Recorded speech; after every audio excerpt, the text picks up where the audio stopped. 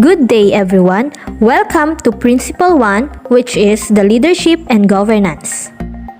Indicator 1. In place is a development plan, example SIP, developed collaboratively by the stakeholders of school and community. Let's start to Indicator 1, number 1. A copy of a memorandum on the conduct of crafting the SIP is available. Indicator 1, Level 1, here are the artifacts needed for the folder. The first one is the DepEd Order number 44 Series 2015. This is the guidelines on the enhanced SIP process and the school report card. At magkakandak tayo ng SIP revisiting, we need the school memorandum to our internal stakeholders, Barangay Committee on Education, GPTA officers, teachers, and non-teaching personnel. We also need an invitation letter to our barangay captain.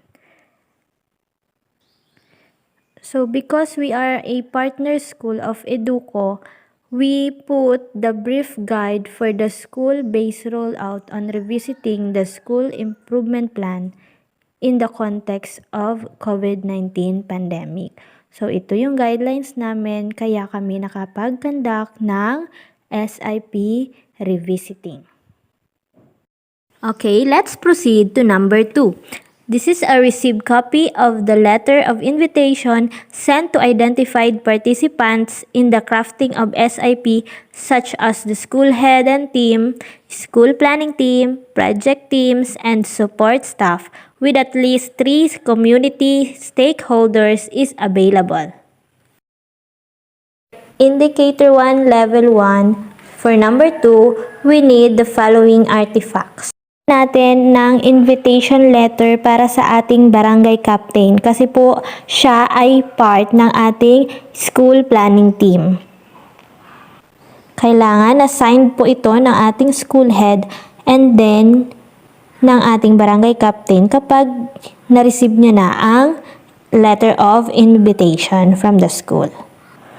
Aside from our barangay captain, we also need the barangay kagawad or the Committee on Education, signed by our school head and then received by the kagawad. We also need a teacher representative. So, siya po ang magre-represent ng mga teachers. This is the invitation for him and then also received.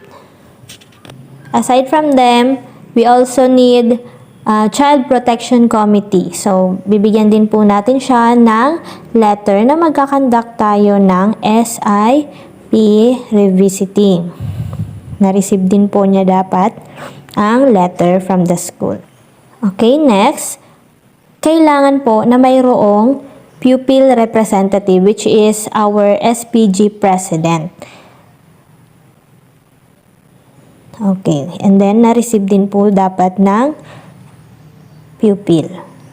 Last but not the least, the GPTA president. So, kailangan din i-invite ang representative ng ating mga parents. Kapag nabigyan na natin sila ng letter, kailangan naman natin bigyan sila ng memorandum. So, example, sa ating barangay captain, may memorandum siya na siya ay designated as BLGU representative of San Roque Elementary School, SPT. So, kung sino po ang sinulatan ninyo, yung may invitation, mayroon din po siya nitong memorandum. So, ayan po kay Barangay Captain Maribik, our Barangay Councilor, 2 copies.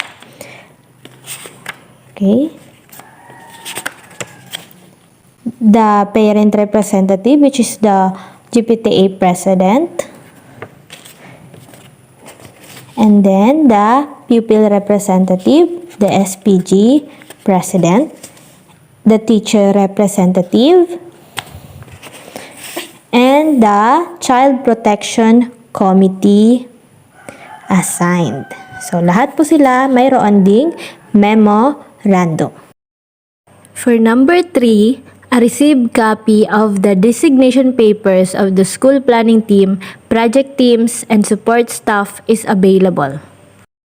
Here are the artifacts needed for indicator 1, number 3.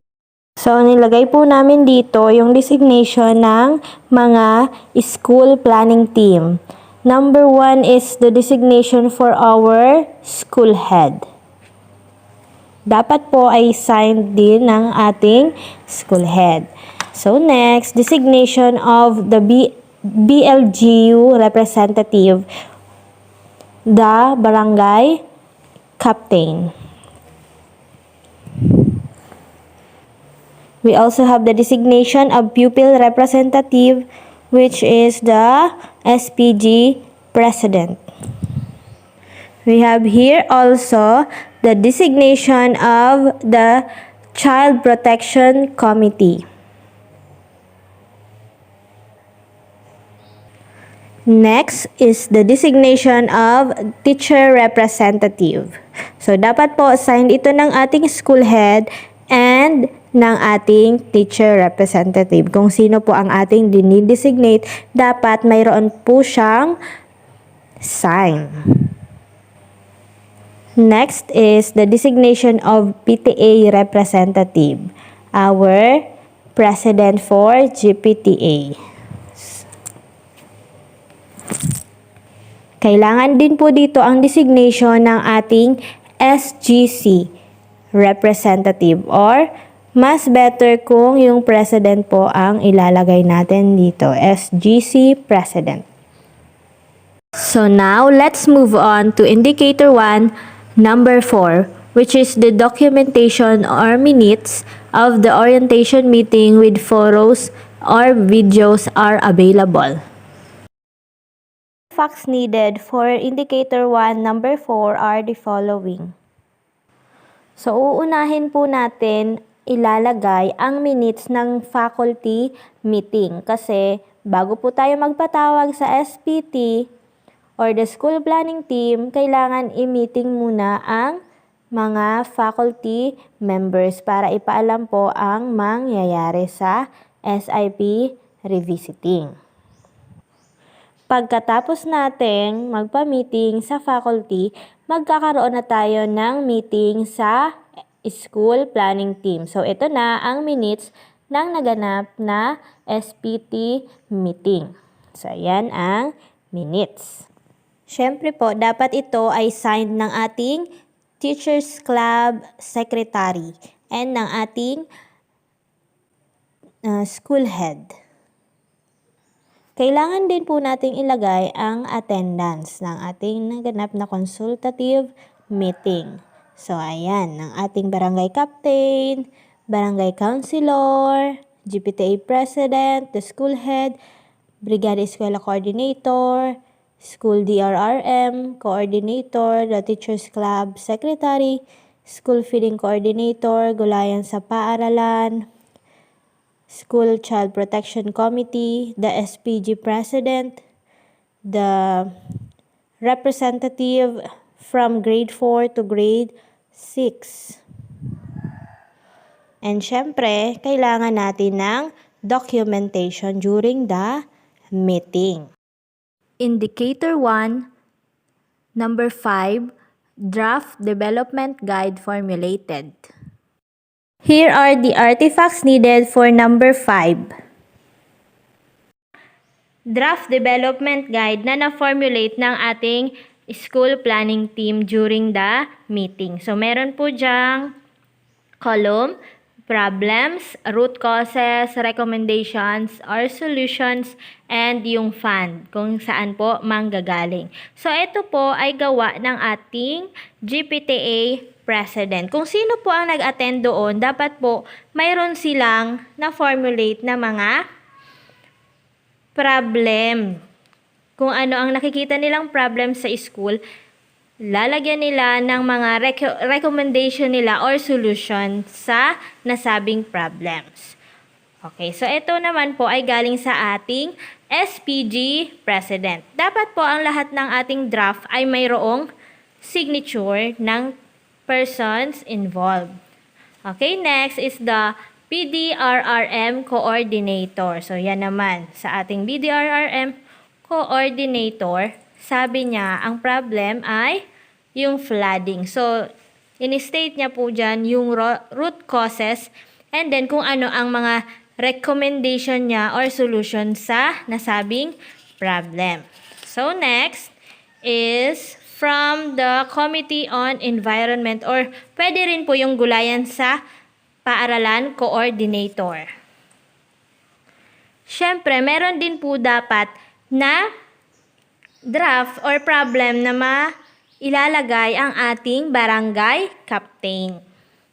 Dahil siya po ay part ng ating SPT. So, ayan po ang mga kailangan sa ating number 5, which is the Draft Development Guide formulated. Indicator 1, number 6. Attendance sheet showing presence of community stakeholders throughout the duration of the SIP crafting period is available. Kung natapos na natin ang ating level 1, we can move forward to our level 2. And here are the artifacts needed for number 6. So, kailangan lang naman po dito ay yung attendance during the SIP revisiting. Indicator 1, number 7. Terms of reference indicating stakeholders' leadership role in the crafting of the SIP. For number 7, we need the following artifacts, which is the terms of reference. So, kailangan po dito ang mga roles and designation ng ating mga SIP team or yung school planning team. So, ilalagay pa rin po natin dito yung kanilang mga designation na nalagay na po natin sa isang folder kanina, sa number 3. Lahat po ng nasa school planning team ay ilalagay po natin dito ang kanilang mga designation. Ilalagay din po ang designation ng ating SGC. Indicator 1, number 8. This is the documentation report showing the actual preparation of the SIP process and formulation of SIP documents. So let's move to number 8, the documentation report. So ilalagay natin dito yung documentation report natin na naganap during the SIP revisiting. Okay, ayan. Ilalagay din po ang mga documentation report, mga pictorial during the discussion on the rollout of SIP. So, for indicator 1, number 9, a copy of approved SIP by SDS for the current planning period is available. And last, for the indicator 1, level 2, for number 9, ito po ang mga kakailanganin nating artifact. Ilalagay lang po natin ang ating Enhanced School Improvement Plan.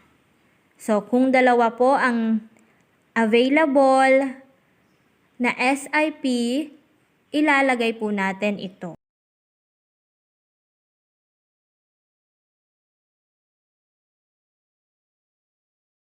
Indicator 2, number 1, Memorandum, Invitation, Attendance Sheet showing the review of AIP are available. The artifacts needed for Indicator 2, number 1. We also need here in Indicator 2 the DepEd Order number 44 Series 2015 because it discusses the AIP. We need the memorandum showing the review of AIP. We also put again the school memorandum to our internal stakeholders, the Barangay Committee on Education, GPTA officers, teachers, and non-teaching personnel. So, as you remember, isa po ito sa artifact sa number 1, sa indicator number 1. So, ilalagay natin ulit ito kasi one of the agendas here is the annual implementation plan. Nag-present po dito sa meeting during the SIP. So, after the meeting, we need the activity documentation report. So, yan. Yung narrative report, the photo documentation during the discussion. And of course, we also need here the attendance during the AIP review. Indicator 2, number 2, list of SIP monitoring team. Indicator 2, number 2, here are the artifacts needed. Of course, we need the school planning team because sila po yung nagre-review ng ating SIP. So, we need here the list of school planning team. We also need to put the School Governing Council or the SGC structure. So, okay. Kailangan po natin ilagay ang SGC kasi sila ay isa rin sa nagre-review ng ating SIP. Indicator 2, number 3. A copy of approved guidelines and activity matrix for reviewing SIP. The following artifacts needed for the indicator 2, number 3. Okay, ilalagay na naman dito ang DepEd Order number 44 kasi ito ay ang approved guidelines for reviewing the SIP. And ito po yung activity matrix in reviewing our SIP. So, yan yung rationale, description, objectives, persons involved, the conduct of AIP or SIP revisiting. And then, nandito po yung flow ng discussion. Ito yung matrix or yung guidelines. The preparation of project, work plan, and budget matrix. So, yan.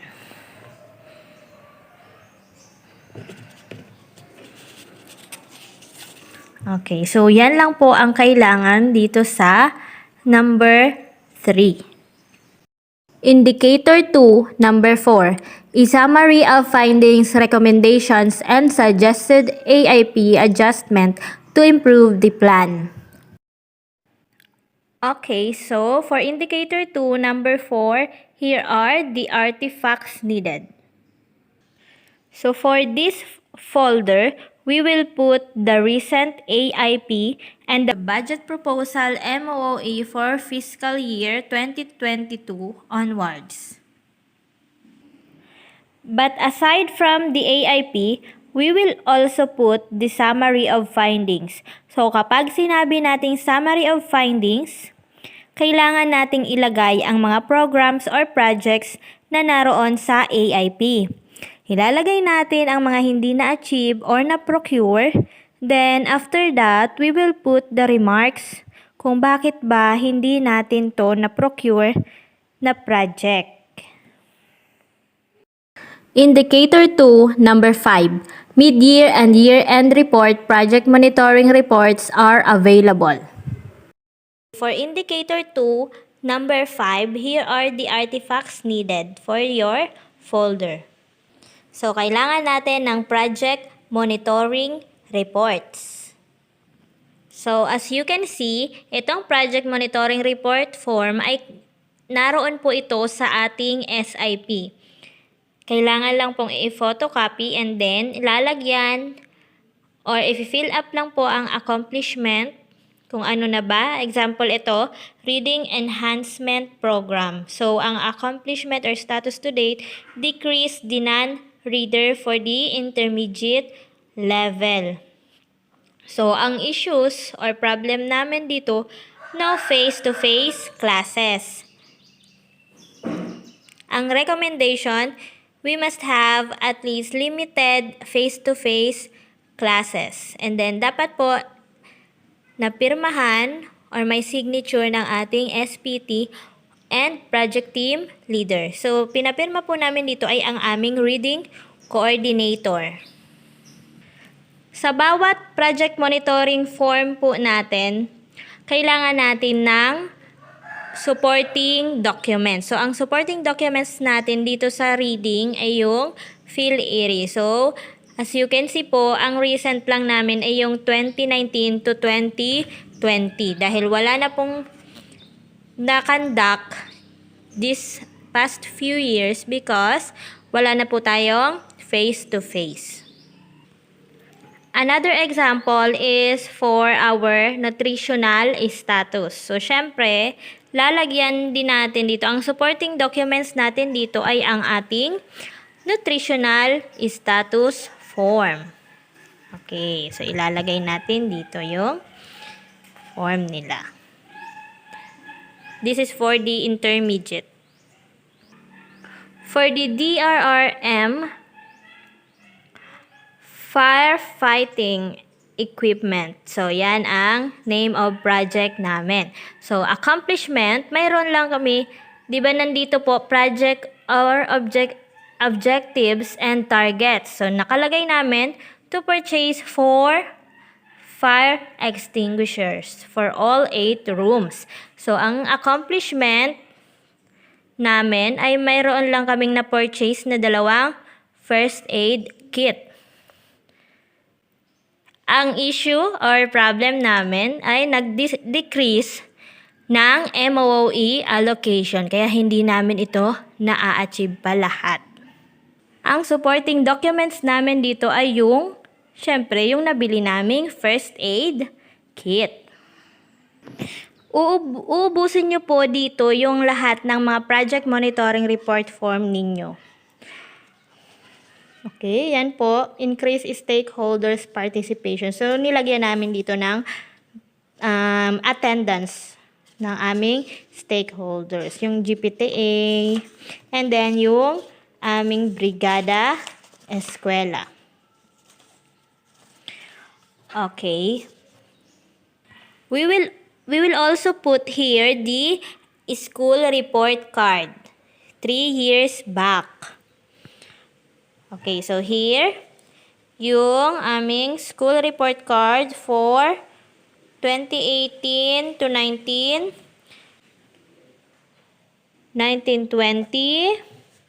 and 20 to 21.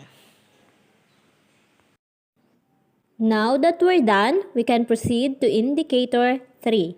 Thank you for listening. Welcome to indicator 3. So for number 1, a copy of the school organizational chart is present. Okay, let's proceed to indicator 3. Here are your artifacts for number 1. So dito, napakadali lamang po. Ilalagay lang natin ang ating school organizational chart for the past 3 years. Okay, so ito po yung recent. Okay, and then 2018 to 19.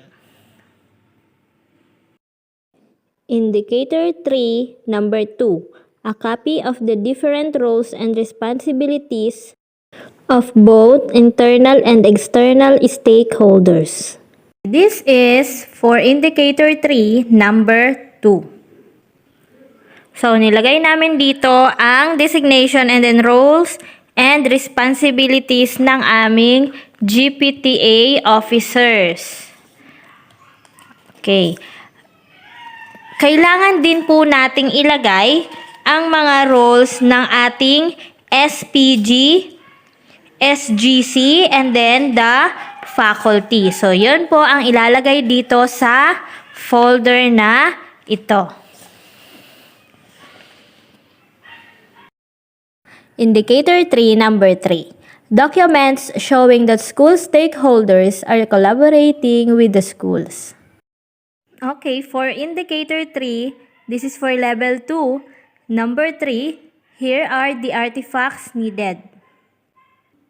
So, kailangan nyo lang po dito yung mga documents na nagpapakita na nakikipag-collaborate po ang school sa inyong mga stakeholders, especially po ang ating barangay council or yung community.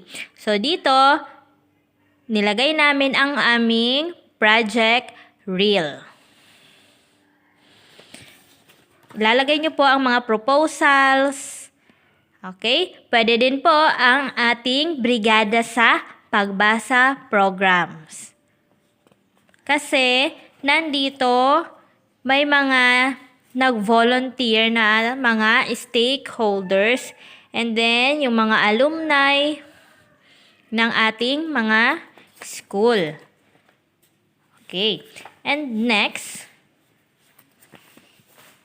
we have the project pass, participation of stakeholders in school.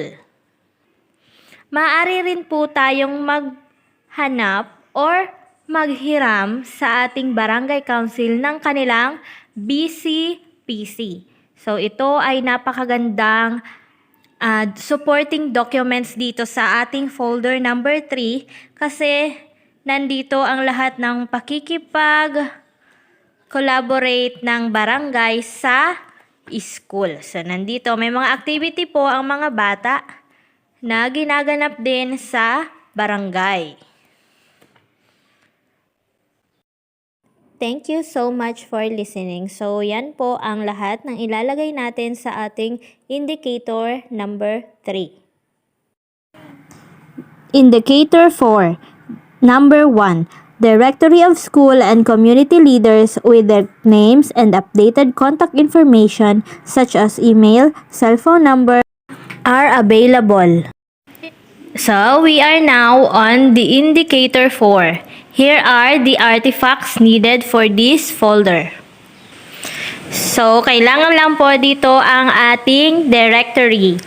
Ilalagay ang name of staff, position, contact numbers, and the email address. So, for the past 3 years, we will put all the names na nag-work dito sa school, so directory. So, next is the barangay official. So, katulad ng sa atin, sa mga teachers, maglalagay din tayo ng names and their contact numbers. We can also add the contacts of the PNP or the RHU on your community. We can also put it here. Indicator 4, number 2. List of LGUs, NGAs, NGOs, alumni, and other partners for the last 5 years with previous engagement. Indicator 4, number 2. So, kailangan natin dito ng mga list ng ating mga LGUs, NGAs, NGOs, alumni, and other partners ng ating school. So, nandito ang aming GPTA officers, yung barangay council, and then the SK Federation, the SK officers, Purok officers, and then the appointed barangay officials, the senior citizens. Okay, lahat ng list ng ating organization. But, hindi lang po list ang ilalagay natin dito. We will also put the accomplishment of each group. Okay, halimbawa, yung alumni natin ay mayroong project sa ating school. So, we will put it here. So, mga documentation And then, yung project, yung proposal na nagpapakita na mayroon silang i-donate na galing sa alumni. Okay? Indicator 4, number 3. Copy of Pledge of Commitment indicating school and community leader support in making decisions and or solving school problem is available. Indicator 4, number 3. So we need here the Pledge of Commitment. Isa po sa mga halimbawa ng ating Pledge of Commitment is kapag tayo po ay nagpapa-meeting. Ito daw po ay parang kasulatan. So kasulatan, halimbawa tayo ay mayroong project sa school, halimbawa yung fence, so ilalagay natin yung mga kakailanganin doon. So, mayroong hollow blocks, may semento, may graba, or kung ano-ano pa. So, ilalagay po natin kung sino ang magpe-pledge. Halimbawa, may nag-pledge na sa kanya na ang hollow blocks. So, yung taong yon, papapirmahin po natin siya. So, yun ang kasulatan. Yun ang ilalagay natin dito sa number 3. Dapat po pirmado ang lahat ng mga magpi-pledge sa atin sa mga projects natin or magdo-donate sa atin. Okay? Indicator 4, number 4. Availability of any of the following reports. A. Incident report. B. Spot report. C. Intake sheets. D. Referrals. Indicator 4, number 4. So, ito ang kailangan nating ilagay sa folder pong ito. Inilagay po namin dito ang incident report form. So, ito ay about sa bullying sa mga estudyante. So, kung ano po ang mga report na kailangan pong mailagay ninyo dito, kung halimbawa may mga incident report kayo, so ito ang ilalagay natin. Indicator 4, number 5. Invitation letters, attendance sheets, minutes of the meeting with photos or videos, or other related documents of the leaders discussing school problems and proposing solutions are available. Indicator 4, number 5. So, ito ang ilalagay natin sa ating mga folder. Simple lamang po. Ang lahat po ng mga invitation letters ninyo and attendance minutes na nagdi-discuss kayo ng school problems or nag-propose kayo ng solutions, ilalagay nyo po lahat dito. So, ayan, during the GPTA, yan yung attendance, and then the minutes of the meeting. So, nagdi-discuss po dyan ng problem sa school. So, okay. Kung marami po kayong mga meetings na diniscuss ang tungkol sa school problems, so ilagay niyo po dito lahat ng documents. Indicator 4, number 6. Copy of Memorandum of Agreement or Understanding entered or forged between the school and identified community leaders or members addressing a particular school problem is available. Okay, for indicator 4, number 6. Here are your artifacts needed. So, ito po ang aming Memorandum of Agreement between Barangay of San Roque and then the San Roque Elementary School. So, nagkaroon po ng MOA about the evacuation center facility. So, meron din po ditong DRRM team. Indicator 4, number 7. List of completed programs and projects implemented in collaboration with the community stakeholders. Indicator 4, number 7. So for indicator 4, Number 7, ilalagay ang lahat ng proposals and projects na nakikipag-collaborate po tayo sa ating stakeholders. So, mayroon contingency plan between barangay and then the contingency plan of San Roque Elementary School. Aside from that po, isa-summarize daw po ang lahat ng programs na ikakandak ng school for the whole year. So, ililista natin ang lahat ng ating programs for the year.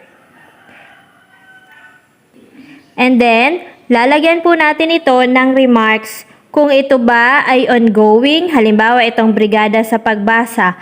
Lalagyan natin siya ng remarks kung ito ba ay ongoing or for execution or tapos na. Done.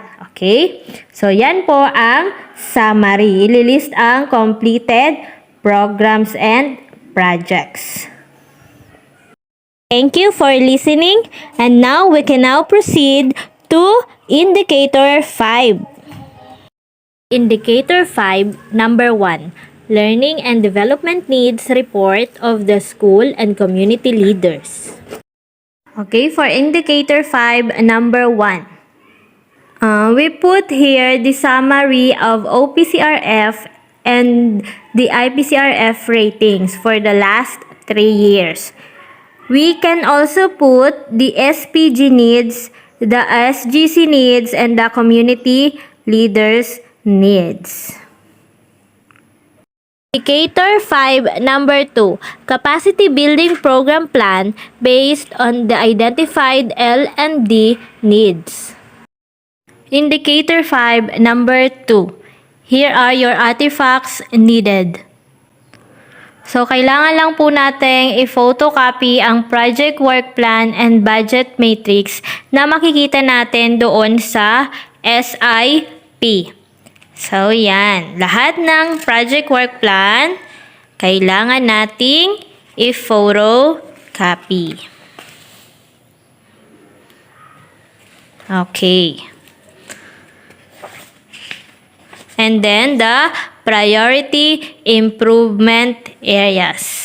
So, we all need it here. Okay. Indicator 5, number 3, Implementation Plan showing the budget source or GAA or from the stakeholders. Indicator 5, number 3. So, kailangan lang po nating ilagay dito ang lahat ng mga budget source na galing sa ating mga stakeholders. So, ang nakikita po ninyo ngayon ay ang galing sa munisipyo or sa SEF, yung budget po. So, yan ay requested. Ito, series of 2021. So, nariyan po ang aming school. Kabilang siya dito sa mayroong SEF. Kung wala po kayo nang galing sa munisipyo, kahit ano pong budget source, basta po ito po ay galing sa ating mga stakeholders, maaari po natin yung ilagay dito sa folder number 3 for Indicator 5. Indicator 5, number 4, Training Plan for Community Leaders including the funding source. Indicator 5, number 4. So, we put here the proposal on the conduct of K-3 parents orientation and training on improving the early grade literacy in school and at home. So, ito ang nilagay namin dahil ito ay ang training plan para sa aming community leaders. So, ito po ay approved na ng ating SDS. Okay. May training matrix. And then, the list of parents participants for kindergarten and grade 1. And then, grade 2 and grade 3. Indicator 5, number 5, inclusion of training plans in the AIP or PPMP. Indicator 5, number 5. So, ito po ang kailangan nating ilagay sa folder number 5. So, ilalagay natin dito ang lahat ng ating mga trainings na naroon sa ating AIP or PPMP. Example, itong Slack. May Slack dito. And then, may inset, yung brigada sa pagbasa program, yung aming project pass. So, lahat ng inyong projects, yung mga proposal noon, ilalagay nyo po lahat dito. Basta po, yun ay kabilang sa inyong AIP. Thank you everyone for listening. I hope that my discussion for Principle 1 will help you achieve Level 2 or even Level 3 in your school-based management. Thank you for trusting our school. Good luck and congratulations!